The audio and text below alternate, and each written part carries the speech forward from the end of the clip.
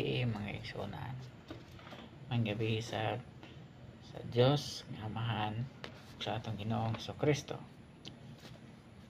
Ating gawi arita magchismis dinhi og magpalabay sa oras sa bag-ong kasabutan. Ang bag-ong kasabutan gikan sa Dios, tali sa Dios ug kanatong iyang mga anak nga mga tao. Kini bag-ong kasabutan, ang daang kasabutan mao ang kasabutan nila ni Moises, sa panahon ni Moises. Kasabutan, mga kasuguan o balaod. Nasaad kita nga kining mga pulong sa Dios gikan gyud kini sa Dios, dili binuhat og tao.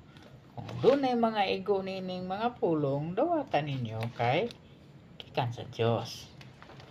Kay ang Biblia prangka, walay ginabibi sa Biblia. Dili ka pwede uyon-uyonan sa imuhang gusto, kung dili ta mo uyon sa kasuguan sa Dios aron mosubay kita sa tarong nga dalan, tulid nga dalan puno sa kahayag ug kinabuhi nga mao si Kristo. Karon doon na lang ko'y basahon nga bersikulo sa Biblia o paminawa ninyo pag-ayo kay murag magkakontra ni siya katong paningkamutan nga mahubad na to ang kahulugan. Dili lang ta kay magbasa lang atong hubaron aron matugkad na to. Di magini nga itong matugkad ito kay mahuman na lang nato ang atong adlaw sa kinabuhi dinhi sa kalibutan. Di nato maurot ang katarungan sa Dios. Pamina ka mo maayo aron makabaton ka mo sa pulong sa Dios. Kung unta hinaot nga inyong ma-apply sa inyong matag adlaw nga panginabuhi.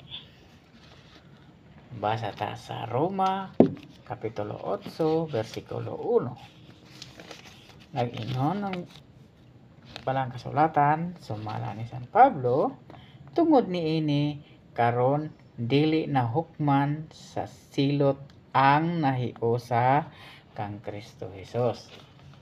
Di man niya? Dili na hukman sa silot ang nahiusa kang Kristo Jesus. So kung kita nahiusa kang Kristo Jesus, dili na kita hukman sa silot. So bot pasabot ba? Excuse na sa mga silot. So paminaw pag-ayo mga kaigsuonan kung para asa ang mga silot. Asa siya naka base. Ngano nakaingon dinhi sumala San Pablo tungod niini dili karon dili na hukman sa silot ang nahiusa kang Kristo Jesus. Apan sa iya sang pulong atong si San Pablo ya pa istorya niya dinhi sa unang Korinto 11:32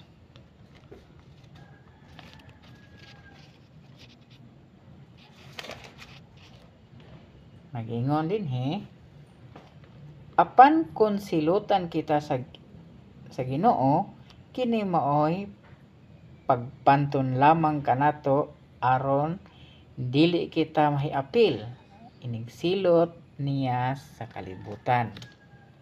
So dito sa Matthew San Pablo sa taga Roma, tungod niini dili na silutan ang nahiusa kang Kristo Jesus. Apan matud sa niya siya kapinagsulat San Pablo dito sa Korinto, nag-ingon siya nga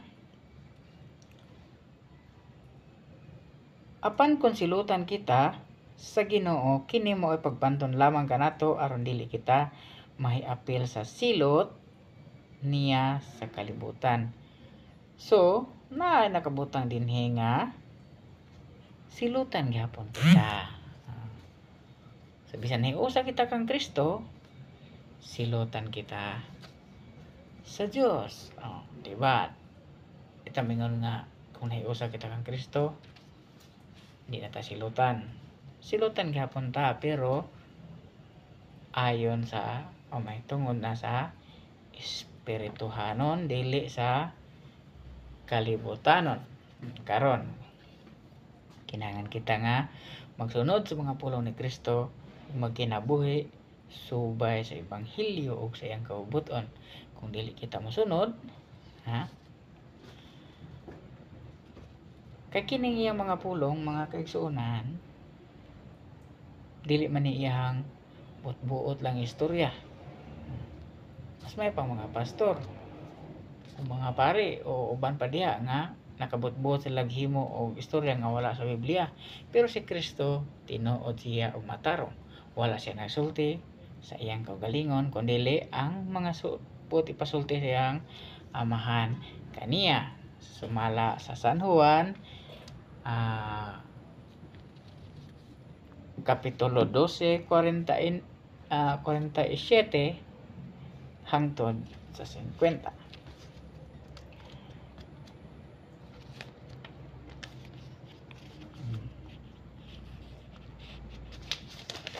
Ay, ato na lang ning basahon aron dili kita makahimo og tumo-tumo. Sa Juan 12, Kapitulo 12, versikulo 47 hangtod 50. Ang mamati sa akong mensahe og dili magtuman niini, dili ko hukman. Mianhi ako ako dili aron pagsilot sa kalibutan, kundi mianhi ako dili aron pagsilot sa kalibutan, kundi aron pagluwas niini.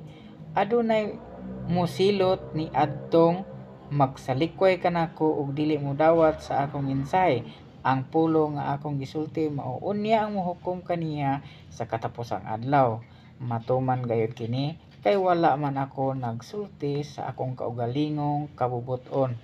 Ang amahan nga nagpadala kanako maoy nagsugo kanako kun unsay akong isulti, ug nasayod ako nga ang iyang sugo naghatag og kinabuhing dayon. Busa ang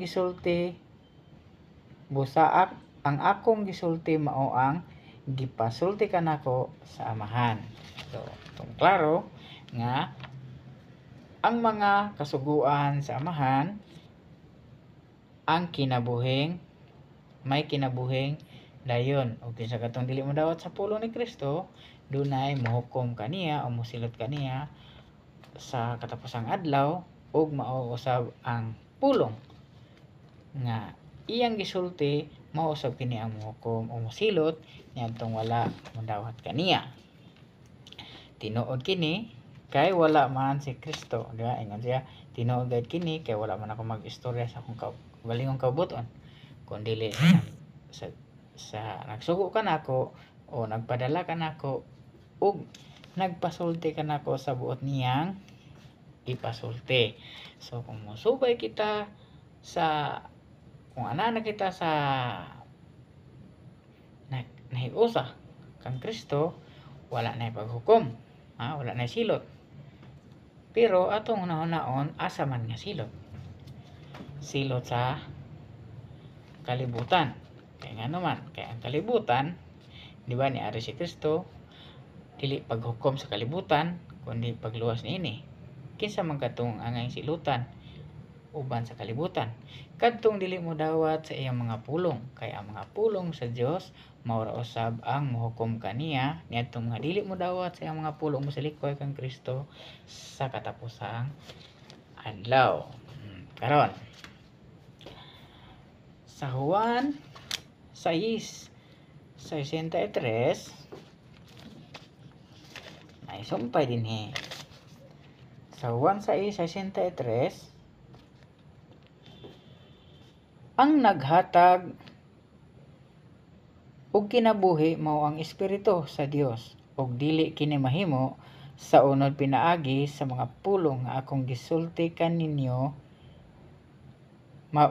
Mabatunan ninyo ang Espiritu nga naghatag sa kinabuhi.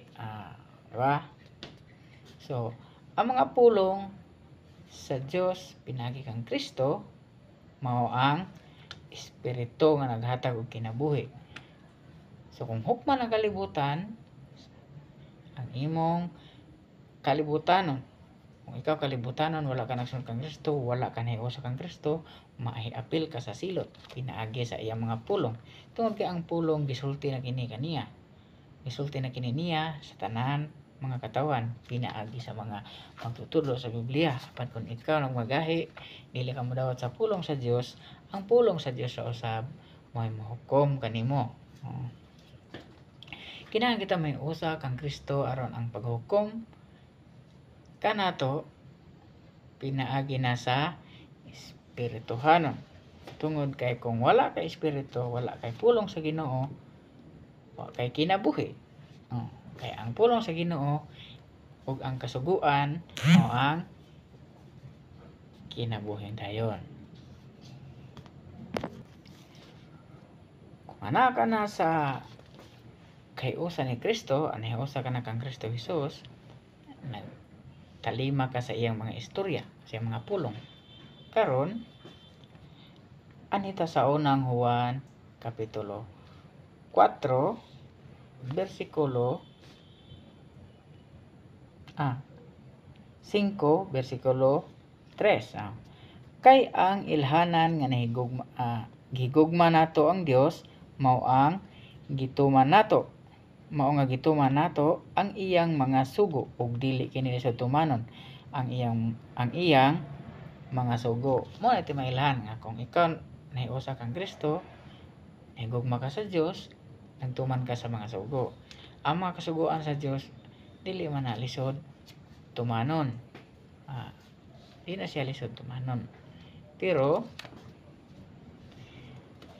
kung ikaw nagsunod ka sa imuhang kalibutanon, maghimo sa kag imong balaod. Pero kung ang timailhan nga nagsunod ta ni Kristo, mao ang pagsunod sa iyang mga pulong. Kung magsunod ka sa mga pulong, anaa ka sa kinabuhi sa espirituhanon. Di ba? So, magdepende na siya sa mga kasuguan. Sugo ni Kristo, daghan mong mga kasuguan. Dapat atong ibase asa mahihaom.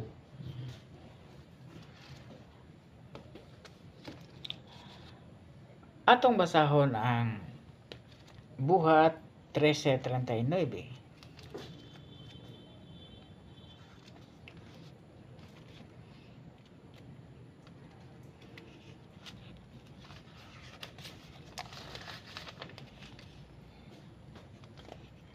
Buhat 13:39. Busa mga igsuon ko, angay kamong masayod nga pinagi kang Hesus. Gisangyaw diha kaninyo ang kapasayloan sa mga sala ug hibaloi nga ang tanan nga nagtuo kaniya maluwas sa tanang mga sala, butang nga dili mahimo sa balaod ni Moises. So, balaod ni Moises gikan gyapon na siya sa Ginoo. Ang balaod ni Hesus gikan gyapon sa Ginoo. So, mga balaod ni siya gikan sa Ginoo nang mga balaod. Apan gi-emphasize ni Kristo na kung mosunod ka o ang imong sundon dito o imuha sampalatayanan, ang imong sundon dito og tuuhan ang balaod lang ni Moises, wala ka magsunod kang Kristo, dili ka pwedeng mahimong kang Kristo.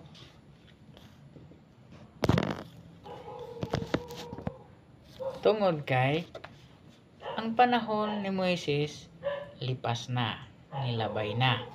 Ari na sadta sa kabag-uhan o ang bag-ong kasabutan. Sumala gud o susama gud sa atong balaod. Ang balaod sa Pilipinas ni adtong 1954, 1935 ug ang konstitusyon karon 2025 balaod ra gyapon na sa Pilipinas. Pero di na nato ang sundon ang nilabay na. ari ta mosunod sa bag-o. Kay nga naman kung ang imong sundon ang nilabay, perminti kang madakpan. Kay ang balaod karon lahi naman sa niagi.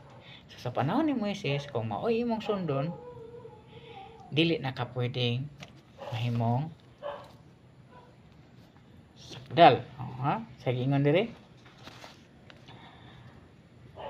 Sa giingon sa busa mga igsuon,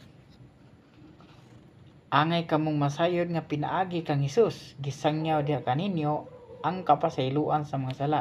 So kini pinaagi kang Hesus, mao kini gisangyaw kanato, kapasayloan sa mga sala. Ug hibaloi ninyo nga ang tanan nga nagtuo kaniya maluwas sa tanang mga sala, butang nga dili mahimo sa balaod ni Moises. So kung ato ka sa mga kasuguan ni Moises, dili na ka maluwas. O di ba, naingon man dire nga sayod ka mo nga pinagi ang pinaagi kang Hesus, gisangyaw diha kaninyo ang kapasayloan sa mga sala. So kung ato lang mo sa balaod ni Moises, wala kapasayloan sa mga sala. Ari kang Kristo kay diri.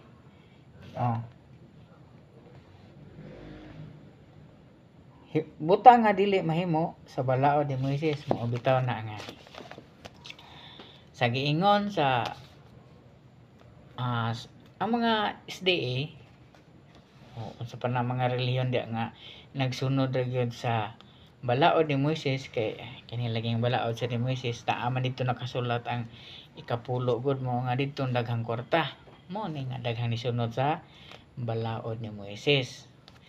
Ang balaod ni Moises dito nakabuta nga pananglitan, dili ka magpatay. So kung naglagot lang ka sa katawo, gibalik ka mo nagmaayo, wa ka kasala na. Pero sa panahon ni Kristo, maglagot lang ka sa imong isig katawo, mamumuno na ka. Mao nga gilikayan bisan ang imong hunahuna nga naglagot, tungod kay kipailaw man o gipaigting pagmaayo ni Kristo ang kasuguan sa Dios. So kung ana ka magbase sa balaod ni Moises, di ka pwedeng maluwas, tungod kay ang nagsangyaw sa kaluwasan ang pulong sa Dios. Mabitaw nga sugo man ang bunyag. Ang Sabadista sad, bisag walay bunyag sa 10 commandments, namunyag pud sila. So ang ilaha nahimo ng 11 commandments. Sa Tagalog pa kalukuhan na. Unya karon, sunod ta sa balaod ni Moises. Kung sa Katoliko sad, nagsunod gihapon sa balaod ni Moises. Ano man, magbasa ta og Biblia sa Hebreo 7:12. Kini dili ni ako buhat lang iti sining nga nangtake ta ato basa lang ta sa gisulat sa Dios. Sa kapitulo 7 bersikulo 12 nagingon, kay kun ilisan ang pagkapari, ilisan usab ang balaod. So ilisan ang pari, ilisan ang balaod. Karon, di man inya ng pari mulukso ta sa Hebreo 7 gihapon bersikulo 23 24. Doon na pay laing kalainan. Kung ang usa ni adtong mga pari mamatay, dili na siya makapadayon sa iyang katungdanan. Busa adunay daghang mga pari. So niadtong unang panahon pa sa mga Levita, ang mga pari daghan. Kung mamatay sila, di na sila kapadayon sa katungdanan. Mao nga gidaghan sad ang pari. Bukso ta ari sa unahan, padayon sa kapitulo 24. Busa ang apan si Hesus, buhi hangtod sa kahangturan, ug ang iyang pagkapari magpadayon. Namay daghang pari ron, tungod kay nagsunod sila sa balaod ni Moises. Ay kapasayloan ana. na ay pari. Ginoon ang ilang gisangyaw ang pulong man Kristo kabaguhan magyapon ang nakasayop sa ilaha tungod kay naagyapon sila'y pari bisan si Kristo ang iyang pagkapari magpadayon na i-insist gyapon sila. Padayon ta. Ari na punta magbasa sa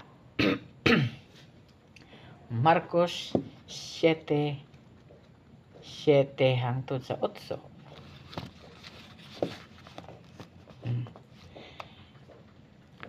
Kawang lamang ang ilang pagsimba kanako kay ang mga sugo nga hinimo lamang sa tao ilang gitudlo nga balaod kuno sa Dios. Og midugang si Hesus sa pag-ingon, gisalikway ninyo ang mga sugo sa Dios ug mao hinuoy inyong gituman ang pagtulon-an nga iya sa tao. Sa manigimo na, siyempre daghan pastor. Say pare. Say pare nagistorya nga naman. Naaman sila gitudlo nga balaod sa tao. Sa mga pare sa una naghimo sila grosaryo. Naghimo sila sa ilang katisismo. Baba ko. Tuwa dili man ingon nga nagbuot-buot taghimo ato ang tumo-tumo. Sa Biblia wala gitudlo nga rosaryo. Wala purgatorio. Apan sa kadaghanan karon nagtuo sila sa rosaryo kay dili kuno makaduol nimo ang yawa, which is wala gitudlo ni Kristo samtang buhi pa siya. Wa siya niingon nga oy puoy ninyo akong inahan kay inahan ko na Ginoo ko. Wala siya maingon. Giingnan pa niya nga ang akong inahan, akong igsuon kadto lang maminaw sa mga pulong nga iya sa nagsugo kanako. Diba? So dili angay nga usbon. Karon katong mga kasuguan parihara man ito mga kasuguan. So kung kita nagtuman kita sa mga sugo, tungtuuhan ang mga sugo, maluwas ba ang tanan? Depende lagi. Sa panahon ni Noe, sa Genesis, ako na lang isulat kay may Genesis ni. 6, kapitulo 6, versikulo 9, mao kini ang sugilanon mahitungod ni Noe nga usa ka matarong nga tao. Siya lamang ang gikahimutan sa Dios niadtong panahon na kay nagmatinumanon man siya sa Dios niadtong panahon na. Tungod kay naapa sa iyang kapanahonan ang kasuguan sa Dios. Di ba? Karon sa kapanahonan sa drone Kristo. Diba, mga sugo. Kung adto ka sa kapanahonan ni Noe, wa na kay nahinumduman unsa nga mga sugo. Sa panahon ni Moses, naay sugo, 10 commandments. Sa panahon ni Kristo, daghang kasuguan. Pero wala gi-specify pero daghang mahiapil nga mga sugo kay sa panahon ni Moses. Kung ang sabadista nagsunod sa 10 commandments, daghan pa dayong sabadista ron nga nagsyabo. Kaya wala man nagisugo dito magsyabo. Mao na nga. Arita sa kabaguhan kay mas lawom. Kung atong basahon sa balikan nato, arita lukso sa kuan sa Malakias 4 versikulo 4. Hinumdumi ninyo ang mga balaod ni Moises nga akong alagad, ang mga tulumanon ug mga sugo nga gihatag ko kaniya didto sa bukid sa Horeb aron ipatuman sa tanang katawan sa Israel. So ang sugo ni Moises gikan sa Dios. Ang sugo sa ni Kristo gikan sa Dios, maingon sa bang nakasuguan ni Noe. So inani. Kung basa ta sa Apokalipsis 3:19, di ba? Ang atong gi pasabot ang paghukom nga wala na silot sa mga tao nga nihiusa kang Kristo. Apan nasa nakasulat sa Hebreo sa unang Korinto 11:32 nga apan kung kita silutan atong basahan kita masipyat. Unang Korinto 11:32.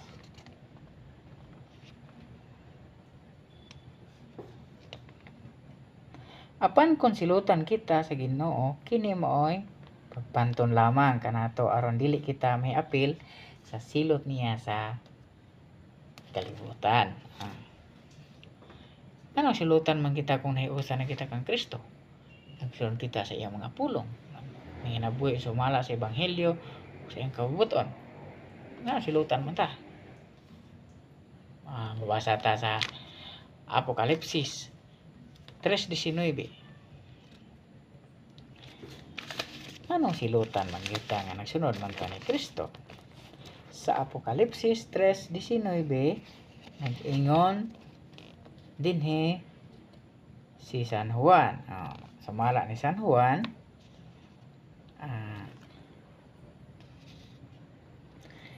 gibadlong og gikastigo nako ang tanan nga akong gihigugma busa pagmatinud-anon og hinulsuli ang imong mga sala.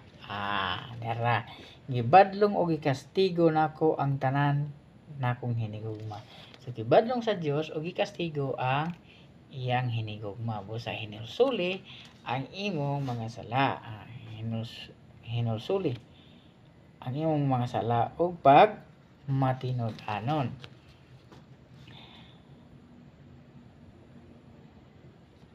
Sa Hebreo 12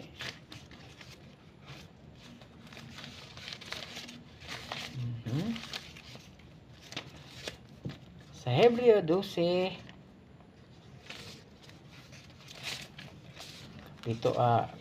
kapitulo 12 bersikulo 6. Itong klarohon kita masipyat. Sa Hebreo 12 kapitulo 6 nag-ingon usab dinhi kay disiplinahon sa Dios ang tanan nga iyang gihigugma ug kastigohon ang tanan niyang anak nga iyang giila. So bisan nagsunod na ka kang Kristo, nagsunod siyang pulong, nagsunod siyang kabubuton o sa Ebanghelyo, kastigohon gihapon ka sa Dios. Kay nga naman hinigugma man ka sa Dios. Diba?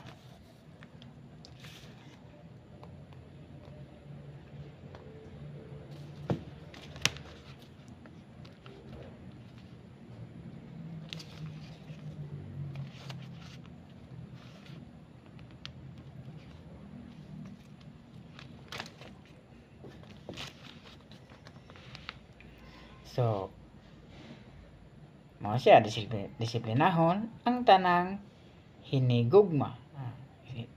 Disiplinahon sa Dios ang tanang iyang higugma ug kastigohon ang tanan niyang anak nga iyang giila. So mala sad sa mga pinikanan. Kung dili nimo na kastigohon imong anak, di mo badlongon, murag wa ka nahigugma sa imong anak. Pananglitan magsabon na spoiled na nimo. So walay kwenta ang iyang pagdako. Bastos o walay tumong way kaugmaon. Di ba? Ingon diri kung kita nagsunod kita kang Kristo.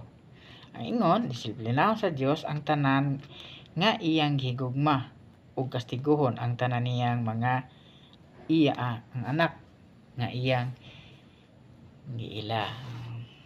So kung giila kita sa Dios, mabitaw nga tawag ta sa Dios. Kung amati kita, musunod kita sa iyang mga pulong, iya kitang kastiguhon kay iya kitang giila ug iyang higugma. Kay ang pulong sa Dios nga atong nadawat mao ang kinabuhing dayon. Busa, pinaagi kang Kristo, nagsubay kita sa mga ipanulti ni Kristo nga gikan sa iyang amahan, nagsubay kita sa dalan, nagsubay sa kahayag, o kita ang mga ubas nga namunga kay nakapabilin kita sa sanga nga mao ang atong Ginoong Hesukristo. Karon, nagsugod na ba ang paghinukmanay dinhi sa kalibutan? Magbasa ta. Okay. Karon mo naman ron ang katapusang mga adlaw. Nahilakip na kita karon o naabot na sa mga katapusang adlaw. Sa unang Pedro 4:17. Nag-ingon dinhi si San Pedro, ang panahon sa paghukom ani ana ug ang unang hukman mao ang katawhan sa Dios. Ug kun kita ang unang hukman, unsa kaha ang dangatan niadtong wala nagtuo sa maayong balita nga gikan sa Dios. So, ang panahon sa paghukom ani ana. So, naghinukmanay na. Asa man nagsinugdan hinukmanay? Sa Iglesia sa Dios. Ani ana. Nagsugod hinukmanay sa Iglesia sa Dios. Ug ang unang hukman ang katawhan sa Dios mao bitaw nga hukman kita sa unang Korinto 11:32 nag-ingon man nga kung silutan kita pagpanton lamang. Nya dinhi sa Apokalipsis ug sa Hebreo, silutan sa Dios o badlongon sa Dios ang iyang hinigugma o ang iyang mga inila. So, bisan na kita sa Dios, silutan gyapon ta, naa gyapoy paghukom. Di ba? Pero dili kita mahisama o mahilakip ni atong silot sa kalibutan nga ang pulong nga gisangyaw sa katawhan mao ra usab ang mohukom kanimo. Kung dili ka motuo niini, mausab kini ang ihukom kanimo sa katapusang adlaw. Naa dinhi ang kasuguan wa ka nagtuman. Mao ni ang hukom nimo. Gihatag naman nimo ni. Pahibalo na kanimo. Gipasabot na. Pero gibaliwa lang nimo. Tungod kay sa Ecclesiastes 7:20, bisan kita ana kang Kristo, tungkaran kong sure na magita. Sa Ecclesiastes 7:20, nag-ingon dinhi, Ecclesiastes daang kasukuan na siya. Dinhi sa kalibutan, walay tao nga nagbuhat kanunay og matarong og dili gayud masayop. So, isa nagsunod na kita kang Kristo, masayop dahil gyapon ta. Mao nga kanunay gid kitang makikistorya sa Dios. Pinagi na ning Biblia og atong ipatigbabaw ang pagkumay, pagtinabangay. Ano man kay sa Galacia 6:2 unsa gani giingon dinhi? Sa Galacia 6:2 nag-ingon nga pagtinabangay kamo sa pagpas-an sa inyong mga alantuson kay nining pagiha matuman ninyo ang sugo ni Kristo. So mora day kana ang sugo ni Kristo pag tinabangay. So kung nagtinabangay mo, maghinigugmay mo.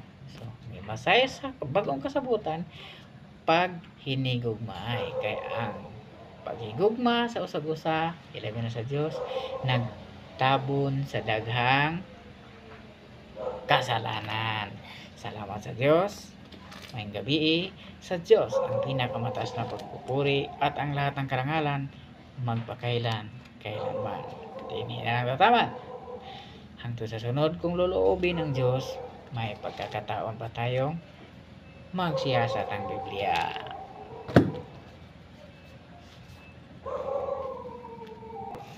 Kaawaan nawa tayo ng Diyos.